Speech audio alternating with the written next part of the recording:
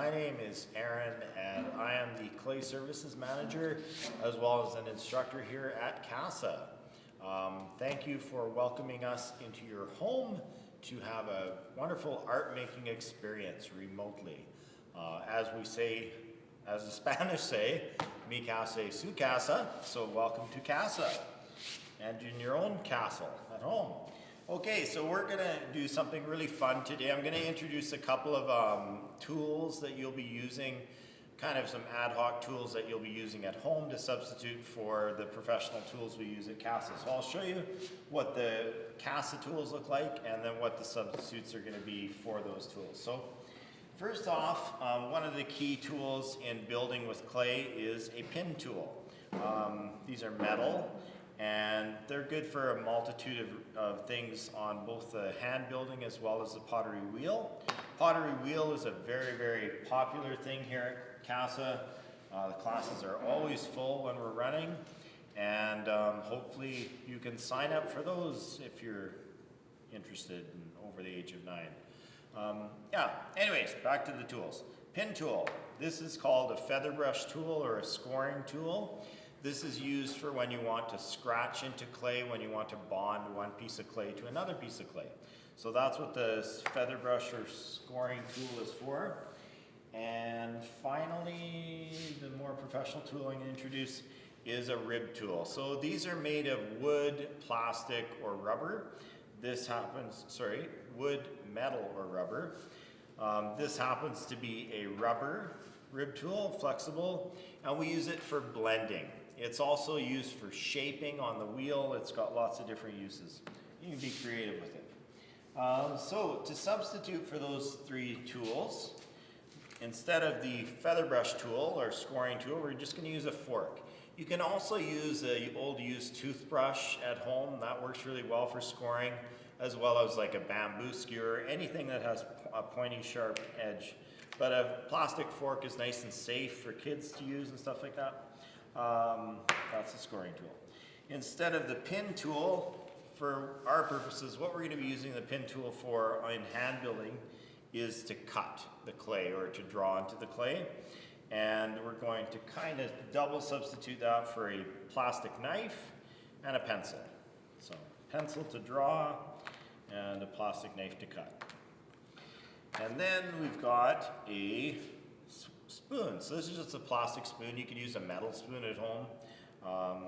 But anyway, that substitutes for the rib tool. Instead of using this to blend and smooth out areas on clay, you just use a plastic spoon and then blend. You can also use your fingers as well to blend the clay. So your most important tools in clay are your hands, whether you're on the wheel behind me or whether you're doing hand building, thus the name hand building.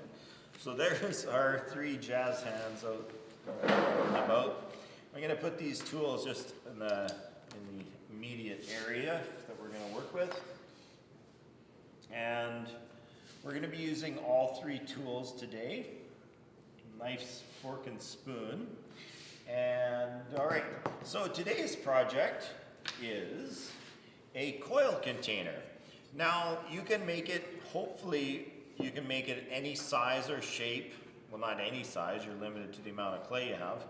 But yeah, you can make coil vases of huge mammoth proportions, like those giant dynasty pots in China that stand sometimes over 6 feet tall. They're often made using the coil method, so that's one way of constructing in clay. Coil is probably one of the most widely used ways in hand building to make things that are functional. So sometimes people want to do a tile, like a tile for their bathroom wall or something like that. Those tiles would be slab, which we've already introduced in our previous lesson, which you can find online. So we're going to do a little bit of slab on this project, which is just a flat piece of clay. And we're just going to actually maybe use a rolling pin if we've got one here handy. And if you don't, you can just flatten it with your hand or stretch the clay by pressing it and then stretching it. And I'll show you that technique. We're going to use a rolling pin though, but I'll show you both techniques. And that's just to make a flat base. So that's going to be to make the bottom of your vase. And it can be a stumpy, short container, or it can be taller, skinnier. It's whatever shape you want. But you can see the coils. These are these little snaky type shapes that go around and around, and then they also coil like a snail here going around the top. So you can do any connection, any kind of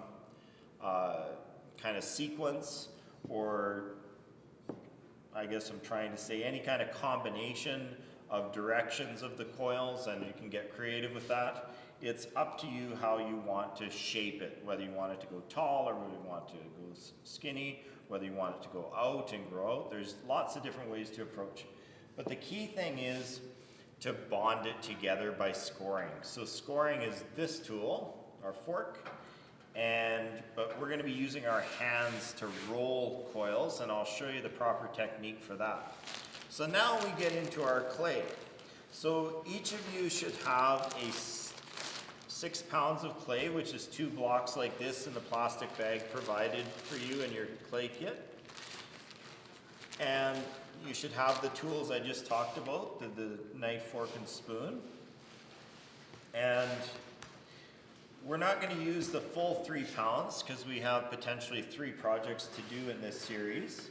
So we're going to use 2 pounds for each project, for 2 pounds for each of the 3 projects, equaling the 6 pounds. So what I have here is a wire cutter. So what this is, it's just simple. It's if you like to fish, there's fishing line here attached to a couple of nuts. You could use washers, nuts, whatever you want. And you just tie it off on both ends, about a foot apart.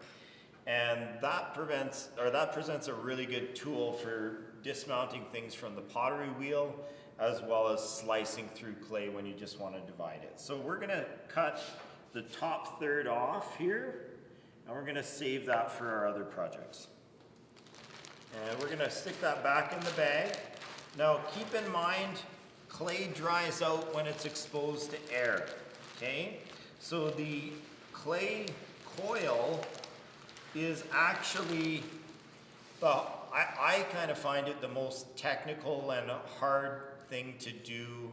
I find slab building really fun, and it has its own challenges, but I find coil, as far as it's an easy concept, taking some snakes and adding them together, they dry out very quick, and that's because there's a lot of air getting around, like 360 degrees.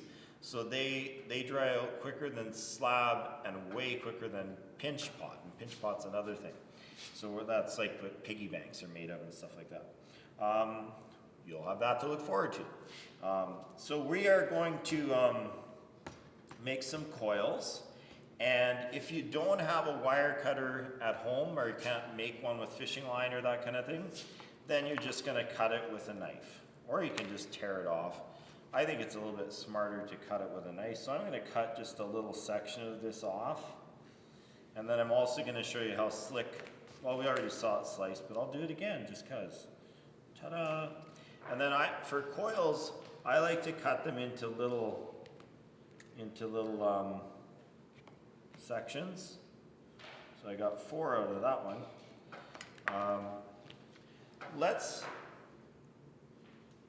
All right, so don't get too carried away with that. We can always combine the clay again together. Providing the clay hasn't dried out too much, you can always add, well, even if it is bone dry, like totally dry to the air, you can always wet it again with water and reconstitute it indefinitely until it's been fired. So, and when I say fired, that's when you take the clay and put it in a kiln, the big oven that bakes the clay to like 2,000 degrees Fahrenheit. And that's that process takes about a day to fire it up to temperature. Anyways, for this clay, this recycled clay we have I mentioned anything about our recycled clay? Okay. So we recycle about 5,000 pounds of clay every year here at Casa. So since we've opened, we've recycled close to like 30 or 40,000 pounds of clay. And you do want to recycle your clay because it's material, and why just throw it in the garbage if it's dry, right? So we recycle it, we reuse it for classes, we sell it publicly. We're also gifting this recycled clay to you for these times. And yeah, so we definitely, we encourage a good recycle program here at Casa. And it takes a lot of work, but it's worth it. Okay, so I was just gonna say that first piece I cut off, we're gonna use that for the base. So the size of this is about 3 inches across, maybe 3-4 inches. But if I just pounded it, I could do it that way, or we could use our rolling pin and roll it out. And I mentioned, I told you I was gonna show you how to stretch it. You can just pick it up and stretch it out. And this is, believe it or not, it's called pizzaing the clay. Now, clay, the ideal thing to do with clay is to always have it a uniform thickness. So you don't want to have it like 1 inch in one part and 1/4 inch in another part. The problem there is it takes alternate dry, like things will dry at different rates. And the problem there is when clay dries, it shrinks. And if one part shrinks before another part shrinks, it can cause cracking in your project. So we don't want that to happen. All right, well, I'm gonna make it looks like a stubby coil vase. Or maybe I'll just cut this and make it a little bit smaller. Now, if you have a form, like here I'm gonna make mine circular, so I'm gonna make it easy. So I'm gonna use my wooden, or my plastic knives, right? And I'm going to cut around that. So just cut yourself whatever type of shape of bottom you want to make on your little coil container. So that's the bottom of mine, just a circle, cut from this dish. I don't know if I mentioned the dish of water, I didn't. So that's another thing you'll need in the clay hand building, is just a little bit of water. You won't need much, and we use a little piece of sponge as well to sponge things, to smooth out edges and stuff like that. If you get a rough edge, like this right now is a bit of a rough edge right here, you can smooth it with your finger, you can smooth it with your spoon, but you can also effectively smooth it. So you squeeze out the water, you don't want much water, just a moist sponge, and you can smooth out rough areas with the sponge. So yeah, so just a tiny bit of water. With the wheel, you use a lot of water. With hand building, very little. So this is the base. Now I'm going to show you how to do a coil. So take yourselves a little piece of clay and squeeze it into a long, kind of skinny hot dog sort of shape. And what we're going to do is we're going to use our hands and put it over top of the coil, the thick coil, and we're going to try and make it thinner. And the thickness you're going for is a little less than the size of your pinky. If you're a little kid, pinky is perfect. If you're an adult, maybe half the thickness of your pinky. Unless you have really skinny fingers, I don't know. Everyone's different. I got stubby fingers. Okay, so I'm just rolling it, and you roll from the center to the outside, and you want it to all become the same thickness. So if it's getting really thin in one part, stop rolling in that area. Go to the thicker area and roll it out until it becomes an optimal thickness all the way along. So I'm going to go for about a little less than around the half of the thickness of my pinky, which is about maybe a centimeter, or a little less than a centimeter, which is a ½ inch to you imperialists, the imperial powers that be. Okay, so that's a coil. Ta-da! How'd everyone do? Pretty good? All right. So now what we're going to do is, this is why I think coil, I like how it looks, but coil is my least favorite way of building with clay. I think it does amazing things, but I don't employ it too much in my own art practice. I like the wheel personally the most, but hand building I'd probably lean towards pinch pot or slab as my favorite techniques. Anyway, the reason being is it takes a super long time. So now you can see why you want to use a fork or a toothbrush versus just like a pin tool. Because a pin tool has one point, and that would take a really long time to score. Because you want to have the roughest texture possible. So just kind of rough it on down the line. This is why it's not my favorite, because it takes a lot of time. And I'm not the most patient potter, so anyways. Imagine trying to make something like 2 feet tall using this technique. The scoring tool, the feather brush tool that I introduced that we use at Casa, so if you are in a class here at Casa, you'll be using one of these, and it goes way quicker. Like I just scoot down the line and it's done. And then, so the funny thing though, is I only discovered these feather brush tools about 10 years ago. So the first 10 years I was doing pottery, I used a pin tool, and I got students to use a pin tool, and it was kind of ridiculous because I didn't know these wonderful tools existed. So then I found out about them, and Bob's your uncle. So anyway, yeah. So now, once you've scored it, once you've scratched the surface, the reason we score, maybe I'll do a little demo because this really illustrates why we score. And it's really important for coil especially, because the only thing holding it together is that scoring. Unless you blend. If you blend everything together, then you can get away with a little less effective scoring. But if you don't blend and you want those coils to show like this, like if you want to see those lines and the coils as decoration, then you can't blend. So you rely solely on the scoring. So what we want to do then, I'll just show you why we score. Because if I just take clay and go, presto, it's stuck. Wait a minute, that did stick pretty good. That's because it's recycled clay. The recycled clay is a little bit softer than normal clay that comes from Plainsman, our supplier. But yeah, if you take it, it just comes off. Whereas if you score a little bit, now this is where it's going to be funny and it's going to fall off anyway. Okay, let's try this. This should work theoretically. Now we put a little bit of water on there, just a drop actually will do. I put a little excess on there, and you just press it, squeak, and then just wiggle it back and forth, press it, and then it won't come off. So it's on there. It's really on. See, it's not magic. Well, it kind of is magic, but anyway. So that's on there. So, and once it's fired, it'll become one piece of clay. So that's the reason we score coils, is they're even more tricky than a massive blob of clay like that. All right, so we're gonna wet the surface of the area where you scored, which is the perimeter of the top of the base. So the outside of the top of the base has been scored right there. That's actually even quick right down. So you can see that, Brad. And Brad is our amazing film director here at Casa for this project. And he is our operations manager here at Casa, doubling as our film genius. Right, Brad?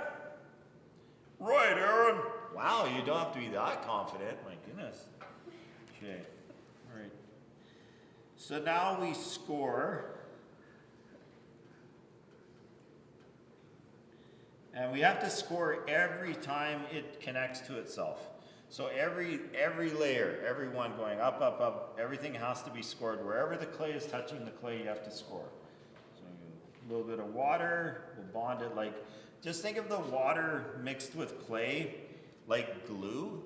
It's actually, the technical term for it is slip, S-L-I-P, just like you slip on an ice or slippery.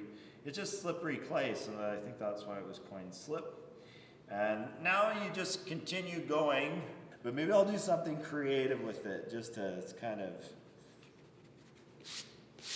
change the monotony of just doing coil after coil after coil. Because I find that's the most challenging thing for me, is just to stay on task. Stay on task, do another coil. How am I gonna make it?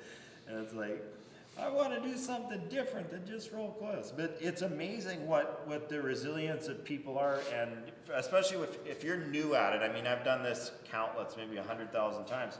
So, you know, it's not new to me. But when it's new to you, it's really exciting. This is a really cool method of building. And you can explore shape and height and design. There's a lot you can do with it. So be creative, think about different ways you could take the coils. Here's one way we can avoid scoring. You can just create a big snail. Here's where I'm going to do variety. One of the elements of art or principles of design is variety. And variety is a great thing when it comes to coil because that keeps Aaron happy. All right. All right, so then you could put that on like so. Now the reason you can avoid scoring with the snail, why do you think you can, Brad? Why would I not need to score that? It's a coil, I raveled it up, because I blended it, and you can't really unravel that. Like you'd have to be pretty smart or creative to try and figure out how to tear that apart, because it's wound within itself. So it's not going to uncoil, so to speak. All right, so now I'm going to take one section of this. Back at the university, when I was studying at the university, a friend of mine, he was taking a clay course there, and they had a project, and their project was they had to make a project 2 feet high, which is like this high, and it had to be done with coil, and they only had so many hours a day to work on it. And they worked for like a couple of weeks, and they had to cover it in plastic every time to make sure the coils didn't dry out too much. You learn a lot about the limitations and the things that you can and can't do with clay when you get an ambitious project like that. So set yourself a goal. Maybe say, I want to make mine 1 foot high, or maybe we only have so much clay to work with, unfortunately. But I did teach a class. So I'm just attaching this now. I've scored both surfaces. I put a little water on there, and then I wiggle it back and forth. That's on there, and it's going to stay. Now, if I flick this, it would break off, but especially when it's bone dry. Now, that could be a recliner, possibly a toilet. I'm not sure. Whatever you figure it is. But no, it's too nice to be a toilet. All right, and we're going to continue on. All right, so I'm going to roll one more coil. I was going to mention I was teaching some kids, and I challenged, they were just 6, 7, 8-year-olds, and then there was a 9-year-old in the class, and the class was, I think, an hour and a half long, and he just worked from start to end, and I said, try and make the biggest coil pot you can do in this time. We only have one class. And his was like this tall. It was huge, and it was like really well constructed, but he was focused, so a little different temperament than me. Okay, so what are we doing today? We're rolling coils, that's right. Look at your hands, Aaron. We're rolling coils. Okay. What thickness are we doing? As thick as our forearm or our pinky? Pinky. You are listening. Congratulations, you're going to have success. And you at home too. Okay, so now, what should I do with this one?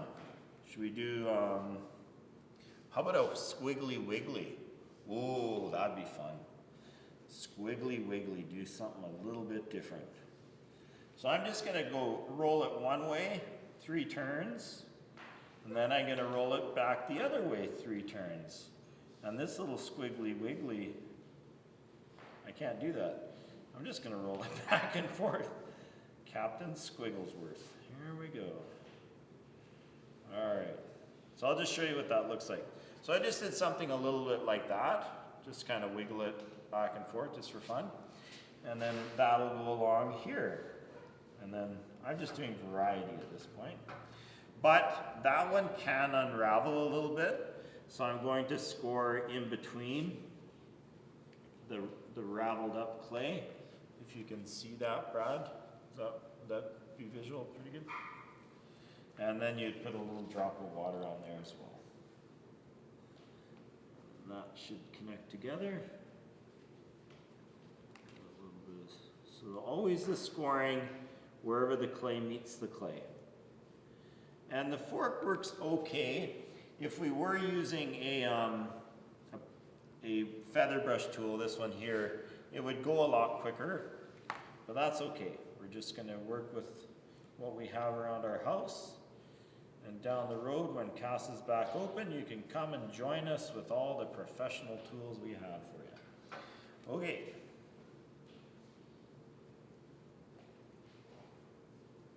The only thing we're missing, you guys, is music. We need a soundtrack to this.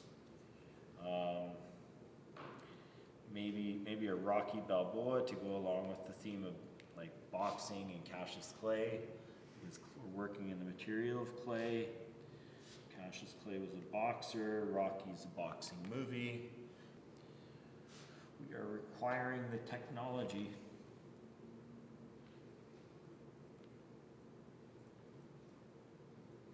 All right, so I'm just gonna score this surface in the bottom. How's everyone doing? Are you guys getting creative? You're zoned in like that 9-year-old student of mine. Everyone's focused. This is good. You guys have graduated. All right, no tests at the end of this. The test is, did you make something that we can fire in our kiln? So that coming into play, that little phrase about can it be fired in the kiln? Well, usually coil doesn't present a problem. The way of hand building that usually presents a problem with whether something can be fired or not is usually pinch pot. And we're not doing pinch pot today. We're going to be doing pinch pot next week when we introduce our pinch pot. Well, I'm going to save it as a surprise what the actual project is. But it's one of the 3 techniques in hand building. So there's slab building, which is the base, where you roll flat pieces of clay, which is like tiles or mass or that sort of thing. There's coil, where you can make a vase, or you can do any kind of number of things with coil. You can get creative doing sculpture with it as well. And then there's pinch pot. Pinch pot lends itself to making like creatures and stuff like that, as well as making a basic bowl by hand. So there's lots of different techniques involved. But the problem, like I said, with pinch pot, going back to the point of whether or not something can be fired, this usually doesn't present a problem. If you haven't built it in a way that it's structurally going to hold together, then there's probably no point in firing it if it's going to fall apart. That meaning, if you didn't score it that well, how'd yours? That looks good. So if you made it in such a way that the coils will hold together, they've been scored, they've been wet, they're going to bond, you're not making them too delicate, that they're brittle and stuff like that, then it's fine to be fired. With slab, you want to usually make sure it's a uniform thickness. That's one of the biggest challenges. People make things too thick and too thin, like a variety, and then it shrinks and cracks. And cracking and warping is usually the biggest problem with slab building. The biggest problem with pinch pot is exploding. And the reason for that is if pinch pot usually involves an enclosure of air with clay. Because you don't want to make things thicker than your thumb with clay, like an inch thick is kind of quite thick with clay. As far as firing in our kiln, once you get up to these 2,000 degree temperatures, air heats up. When air heats up, it expands.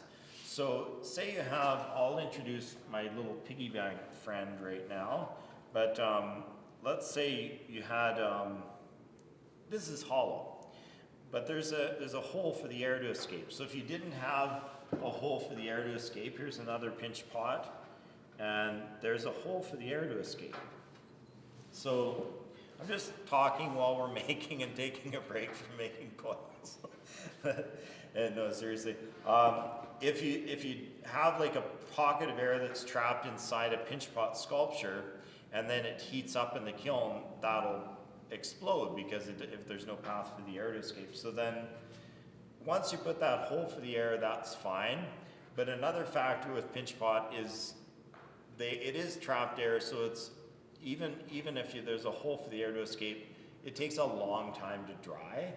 So pinch pots usually take like 4 times longer to dry than, say, a coil or slab-based project. And so we have to give time when students come to CASA. There's usually at least a week after making a project in pinch pot before we can actually fire it in the kiln. Whereas something like this coil project we're doing today, if we left it uncovered, likely we could fire it the next day in the kiln if the kiln scheduling allows. But yeah, so that's kind of a big difference between potential problems between different methods. So I'm going to make another coil. I'm going to do one more, maybe a couple more.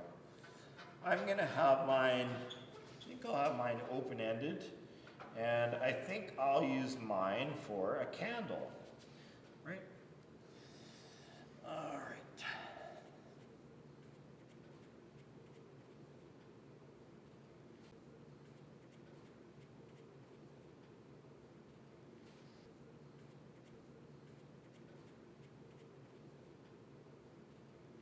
All right, so what am I going to do this time? I'm going to do, kind of build this up a little bit. So I usually loosely measure. I'm going to go here, I'm going to go here. So like I said, you can pretty much go in any direction with this project. Get out my fork. I guess you could always try and replicate this too. It's 3 bands of coil going around this way, and then 1, 2, 3, 4, 5, 6, 7, 8, 9, 3, 4, 5, 6, 9 bands of coils going this way. But you could, maybe you're 8 years old, maybe you want to do 8 coils to symbolize that. It's up to you. Maybe you're 88 years old. You're gonna be here a long time. Just saying. You've already been here a long time, but what's another 88 coils? Right? Okay. So we're gonna put a little bit of water on there for our slip to bond it together. Is everybody done? No, you're still working. Darcy's done. He's a fast student. He's raring to go on this one. And it looks good from here. Did you want to come by and set it here just to show? We'll look at that after. Brad is going to do shots of the creations that people did in-house here at CASA, at our CASA. And at your CASA, at Su Casa, we'd like you guys to post your images of what you created in Coil today and share it with us, and we can share it and link it on our Facebook page and social media, however that all works in technical land, but we'll let you know that more in our social media posts. Yeah, we're glad you had the opportunity to pick up some clay here at CASA and have something to do during these remote times where you work from home. And I'm going to add 2 more of these layers. Just need to score that. So yeah, I'm sure you've done something equally or more interesting than what I've presented here. I do like this little piece now. It's grown on me a little bit as it's grown up from the table surface up towards my eyeballs. All right. All right.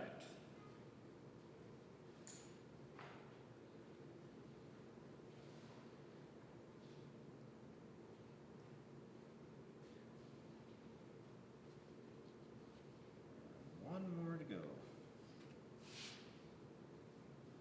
And then the last thing I do with my projects before I put them on the shelf, ready to be dry and ready for drying and ready to be fired in the kiln, we always should label our stuff. So we're going to put our name on our things. I'm going to label it, and we're going to put the year on it, the date, right guys? Because everyone wants to not be lonely in this time. We got to have a date. Okay. All right. And there we go. So that's my finished clay container. I'm going to use it probably for a candle and to light up my life. And then on the bottom, I usually put, I'm going to use a pencil here. Everybody usually signs their stuff in their own unique way. I have a little artist symbol that I've been using for a number of years. And then I also put the year, of course, to see when we made it. So I will put 04, which is April of 2020. Having a tough time here. I normally write with the pen tool. It's a little easier. There. I'll give that guy a little couple of ears. Radiating. And that's my little signature. So, yeah, everybody can sign their stuff in their own unique way. Put a year in it. If you want, you could put Casa video series. I don't know, that might be fun. Maybe put something special that what maybe the purpose of your coil pot. Maybe you could name it like candle vase or whatever you want to call it. But yeah, so be sure to post these on social media, Katie, and take pictures of your stuff. We're going to share what our colleagues at Casa has done today with this project, and do look forward to future projects online. We will be doing a pinch pot next week, so look forward to that. Thanks.